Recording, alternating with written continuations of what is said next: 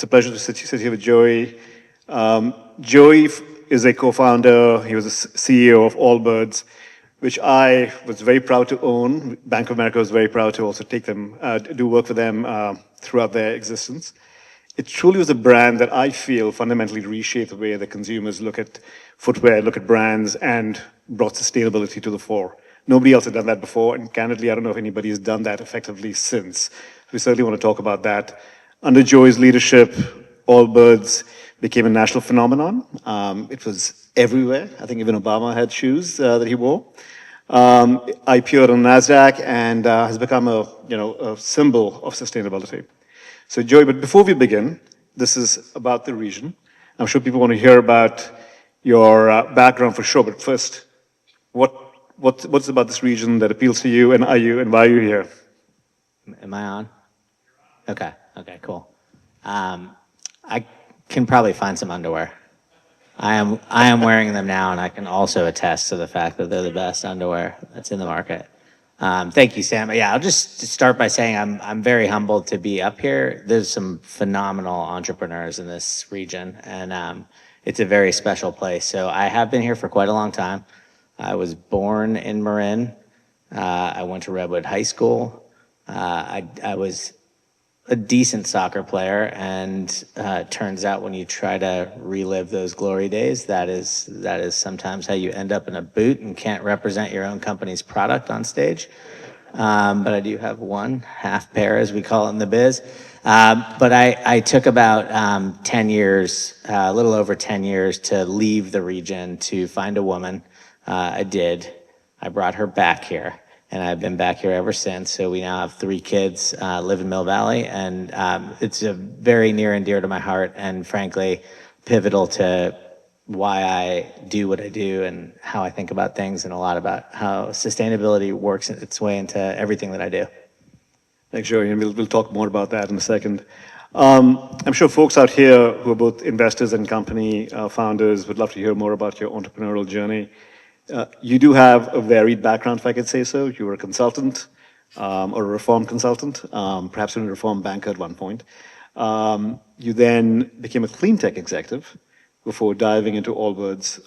The path isn't a linear one, so I'd love to hear more about your background, what led you to Allbirds, and the thinking behind that. Yeah, I'll give a little bit of a story, and I just have my own experience in the world, so I don't like to sit up here and tell any advice, but hopefully you pick up a few things that I believe in, and maybe some of them resonate for what you're doing. I got the entrepreneurial itch, and a lot of what I just sat and heard today is very resonant with me. But talking about a wave, I believe that climate change was the existential crisis that we are facing as a species, and I still think that's true. And I felt like that was the wave that I wanted to ride. And I realized I was probably 25 at the time when I really started to think about this quite a lot, that this was something that was such a meaningful challenge to the world that it had to create meaningful business opportunities too. I could either go be a public policy wonk or do something in the private sector. And I wasn't going to do the former. So in the private sector, I thought entrepreneurship, and I joined a firm when I was, I think, 25. Joined a firm started by another Marin person. It was an investment firm that did venture capital and some kind of nuanced version of that. Did that for 2 years and loved getting a taste for entrepreneurship, but didn't love the investing side of that taste. And really realized that being an operator in that business was what kind of struck the itch for me. And I joined this firm called Solazyme. I saw a colleague out here today, which is great. That's now in the area too.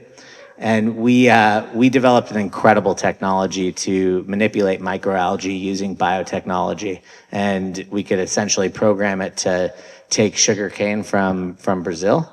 These unicellular organisms would metabolize the sugar, and it would spit out whatever we programmed it to do.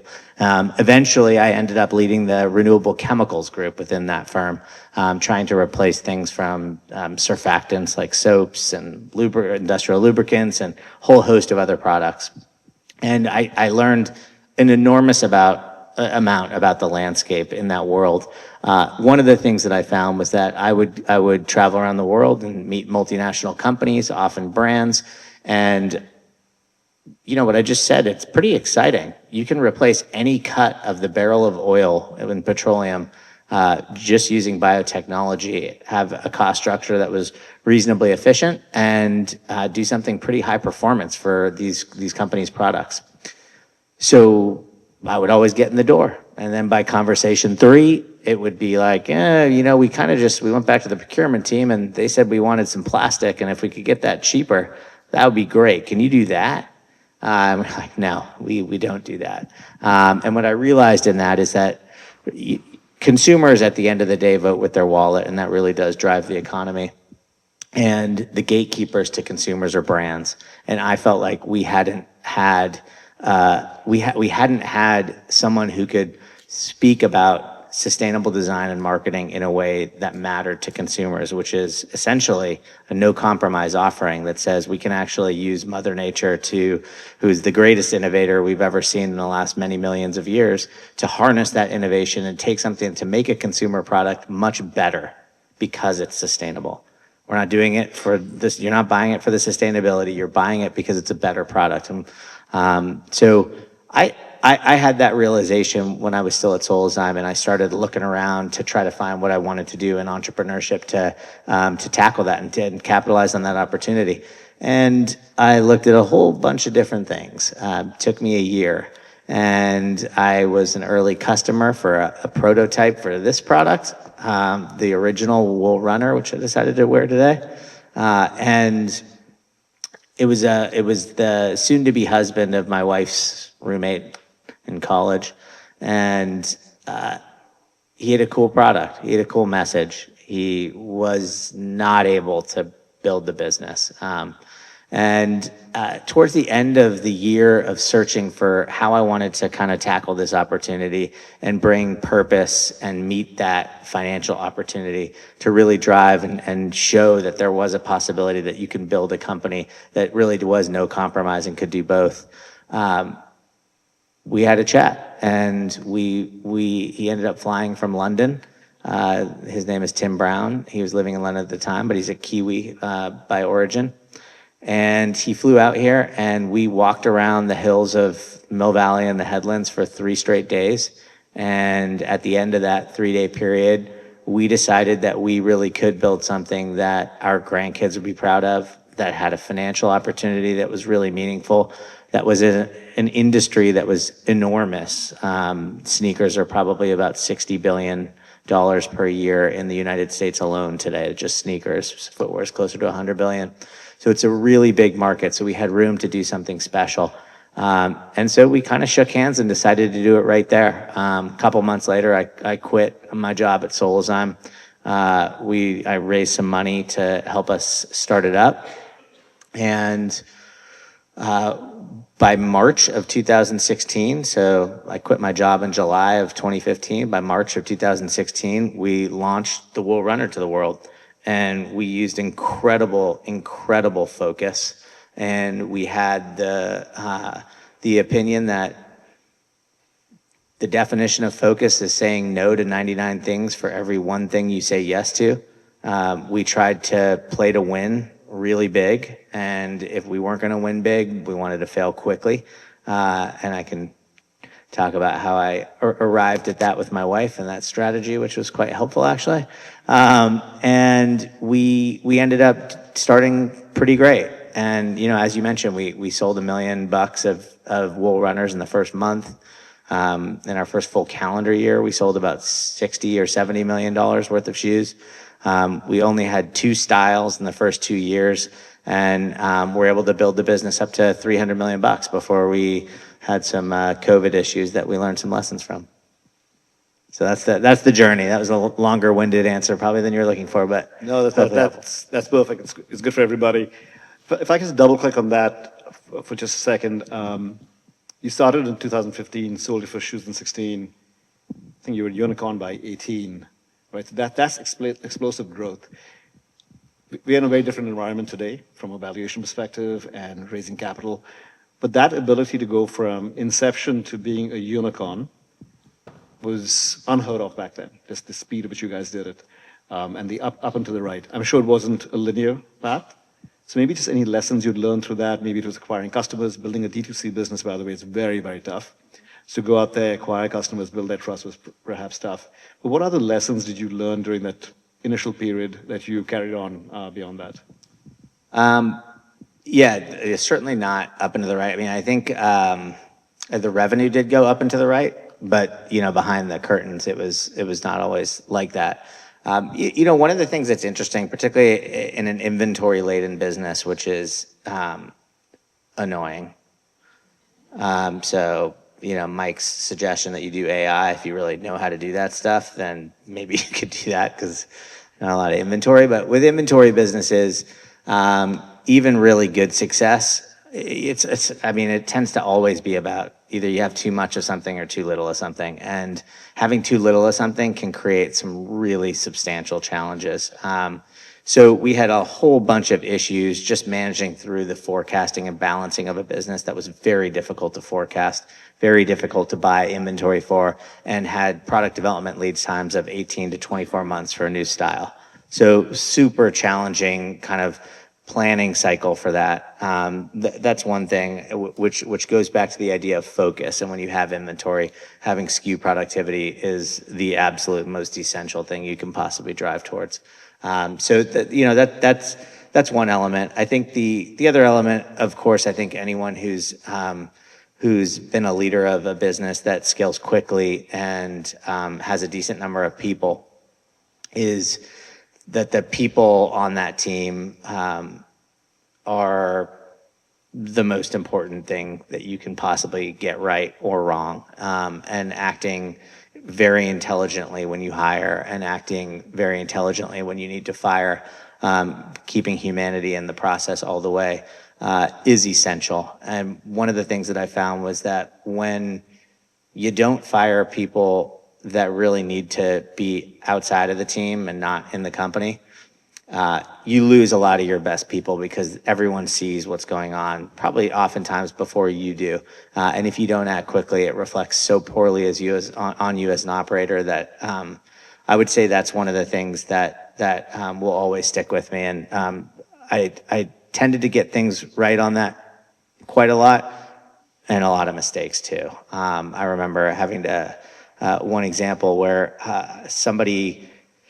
I just hired a COO. I think he was my first or second. He was probably the first COO I hired. And he did something that I thought really lacked integrity. He said it to my face that he did it. He was 3 weeks into the job, and I asked him to leave that second. I just said, pack up your stuff and leave. We'll figure it out later, but get out. And I think back to that moment, and it was one of those things. It was very on the fly. And probably one of the better decisions I ever made. And that meant that we could keep our no assholes rule at the company, which was something that I know a lot of companies say that rule. But if you don't fire assholes, you don't actually have that rule. And so that was something that I would say stuck with me very significantly, as well as the trying to hire for 2-3 years ahead of where you are today while making sure that person could scale down to where you actually are operating. Some of those things are the hardest stuff. And I would say the absolute most vital that I continue to take forward for everything I do. And lastly, I go back to what I said earlier, playing to win. I have a buddy here who's an investor in a new business I'm doing and collaborator on a lot of stuff. I remember sitting with him on his balcony, on his deck in Tiburon in 2015, and he was asking me how I was doing, what I was spending money on. And he was a little taken aback by the amount of money I was spending on the brand development for the company. I think back then it was a lot cheaper than I'm spending now, to be honest, but it was probably like $300,000 or something to build the brand for Allbirds. And he looked at me like, why are you spending that much? Like that seems insane. I was like, I want to figure this thing out. If it's going to work, I want it to work really well. And I want to spend the money on the things that matter absolutely the most. I want to spend the money on the product because that matters the absolute most. So pour every ounce that I need to get that product right with all that focus we took. And then amplification of a message with a personality that speaks to what we're trying to communicate to consumers. And and try to spend as little money on anything else. And then we bought about $500,000 worth of inventory. We'll call it like, $2 million worth of revenue in our first purchase order. And that was quite a lot. Everyone told me that was too much. But I knew that if we had good signal from the market and we weren't able to capture those consumers because we didn't have the inventory, we might get a false positive. And a false positive can be just as dire for a company because you overinvest and you think you got something great, but you actually don't. Fortunately, we did deeply invest sufficiently to understand that we really did have some product market fit, and we started to really learn about what the consumer wants, and built from there. Moving ahead, going public, a lot of people feel going public is the end goal. I like to paraphrase Winston Churchill, which is going public is not the end. It's not the beginning of the end, but it's the end of the beginning. Just talk about your going public process, being a public company, lessons learned. It's really great. Yeah, and by the way, your team did a great job, top of the book in our IPO. It was, as far as the IPO process goes, it was successful. We did a great job on that. So I guess I agree with your sentiment completely. I would also say, I hear a lot about venture capital and raising money here today. I would also say that is also not an objective. That is very far from an objective in my mind.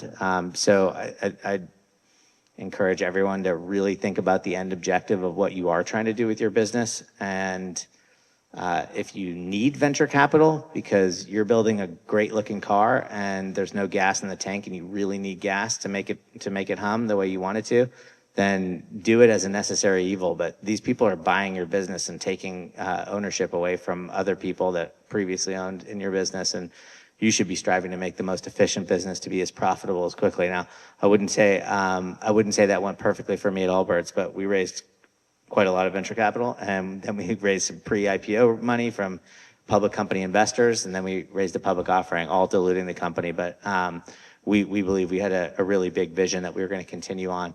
So the process was, we felt like we had a trajectory that was predictable enough that we could really understand the drivers of the business, and that we could repeatedly grow for the next 3 years at a rate that would be enviable among other retail companies. That would drive really nice top line, of course, but also would cover all the fixed costs that we'd invested into the business to materialize into the size that we had. And unfortunately, given the world at the time that we went public, we missed some signals, and we were a very young business. We were only 5 years old at the time we went public. And we missed some serious signals that had us forecasting the business in a way that was incongruous with what the actual marketplace was doing and what some of the signals that consumers were telling us. So we got very lucky and had very good timing when we started the business. We really capitalized on a great opportunity to reach consumers efficiently. We also got very unlucky in what we saw in the data. Being a young company, when COVID happened, we started seeing things that were very good for the business, and we were reading the wrong reason of why they were good. Sometimes it was because of COVID that we were having great buoyancy in the business, and we thought it was because of our great skill. And sometimes we were doing things that weren't working that we thought must have been, because of the market, when actually it was actually great what we were doing, and the market was forcing it down. And if we'd been consistent and continued on, probably would have had greater success in our ability to forecast and continue to get that growth rate.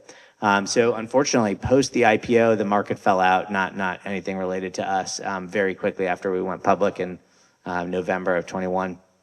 And I'd say about 12 months after that, we started really feeling the signals of things that we were underperforming, which was really unfortunate. We were only a $300 million business. As a public company is not large enough to start doing a turnaround. You really need to be a growth company if you're of that small scale. So unfortunately, I said that I brought in an outside board member. He wasn't on the board yet, but great guy, really thoughtful industry executive. He was the COO of Nike for a long time. And I asked him to come in and write what I called kind of a activist memo, like feigning that he was an activist investor and writing down everything that we were doing wrong. We kind of built it together to some degree. And I had him present it to the board. And I said, basically, this is the foundation of a very large turnaround program that I would like to go into right now. It is going to be extremely painful. We're going to be doing it in public unless we do a go private. I think we have what we need to make it through this. It's going to be a 2-year program. Turns out it's going to be 3. But that was probably the most challenging time. The next 18 months were very, very difficult time to navigate and required so many different skills from me as the CEO than what it did in the prior period of time. Very, very difficult, incredibly rewarding, and I learned a lot, and I saw a lot of incredible core foundation of human beings that were on the team and created some real magic. And so now I would say that the business is actually in really good shape. I think it said in my intro that I'm the former CEO. That is true. I found another Marine guy about 4 years ago and hired him as my COO at the time. Gradually expanded his scope of responsibility, but I always knew that he was the guy that I would hand over to if I decided that was better for the business. And about 15 months ago, I did that and announced it publicly. We'd already worked on a transition plan so that I felt that we had the right team and we had an incredible strategy that we co-developed that he could execute better than I could ever execute. And so I stepped back and gave him room to take a swing at it. And fortunately, we're seeing some great green shoots, and I expect to see an incredible renaissance for Zach's shoes and my shoes and underwear. I'm sure the people that want the underwear back for sure. Thank you for the very candid discussion. What's next for you? You don't seem like somebody's going to sit still. So what are you working on next? Can you talk about that? Would love to hear about the next step in your journey. Sure. Yeah, I do quite a bit of investing. I have a venture firm called Good Friends that I do with some other good friends, and we're good friends to people we invest in. And I still work at a very highly engaged, in a very engaged manner with the Allbirds board. So I really do like to do those two things. That said, that's not going to be enough. I'm a pretty young guy still, and I have young kids that I would like to teach through action versus just opine what they should do. My wife and I have always talked about the area of women's health for many years back. And after I got to take a little bit of a break, she did say that she would divorce me if I did Allbirds again. So something like Allbirds again. So I convinced her to do a business with me, which I was like, there's no way. If she agrees with that, I feel like we could probably do it then. We can pull it off. So she was always an incredible strategist for me at Allbirds across personnel decisions, business decisions, marketing decisions in particular, and got no credit for that. But she was always the woman behind the scenes, really probably the most important person to Allbirds other than myself and my co-founder in the way we started that company. So I knew that she was incredibly savvy and it would be kind of fun to do something together. So we are starting something in the women's health segment. It is a CPG company. It is not AI based. And I think there's incredible opportunity for very big, high leverage, big market opportunities that are not AI. That said, some of the venture capitalists may be pouring more of their money into there, but there's still phenomenal opportunity for that. So we'll be out with a new CPG brand in September, October this year in the women's health space, and we're pretty excited about it. It's called Biologica, and I'll leave it at that for now. Thank you. This is all fascinating. There tends to be a bias in this region for consumer brands given the plethora of technology. So good to see that you did that with Allbirds. Now you and your wife are doing it again. We do have an example of a successful husband-wife team at Thistle that spoke before, so it can be done. You've got some big shoes to step into there. But best of luck for that. Yeah, I think we're right up on time. Was there anything else you wanted to talk to the team about, the group about? I'll just reflect one thing, because I am starting a new brand, and I do think there is more consumer brands up here, and I know a lot of phenomenal entrepreneurs in the county that have done it. I would say one thing that I've seen is that it's been breathtaking to start over, like from scratch again. Like, so I had I watched some of my best friends are the guys who started Warby Parker in 2009. I watched their technology development, what they had to focus on. I started Allbirds in 2015. So 10 years later now, doing it all over again, it's fascinating how efficient everything that is outside the core of what you need to focus on has become. So I would say I focus probably 75% on product and marketing when we started Allbirds. I'm now spending on Biologica 95% of my time on product and marketing, and everything else is easy. And I would say the way that I really love to take advantage of artificial intelligence is to ingest it by selecting incredible software vendors that can power my business very efficiently and allow me not to hire people for quite a long time. So the team that I'm able to operate this and start this business up with it's a handful of very seasoned executives that are real adults, and we are able to do it with such a lean team. Like, we'll eventually hire a bunch of people if things are successful, but it is super, super lean, and the ability to start a business and focus on the things that truly matter to the core of what you're trying to accomplish is quite breathtaking. So I would say that that's a really hopefully optimistic way to think about what is happening in AI and what it's doing. And if you have the agency, as I think Mike mentioned earlier, that's the way that you can take advantage of this new wave and start something really special. Thank you, Joey. Appreciate it. Congratulations.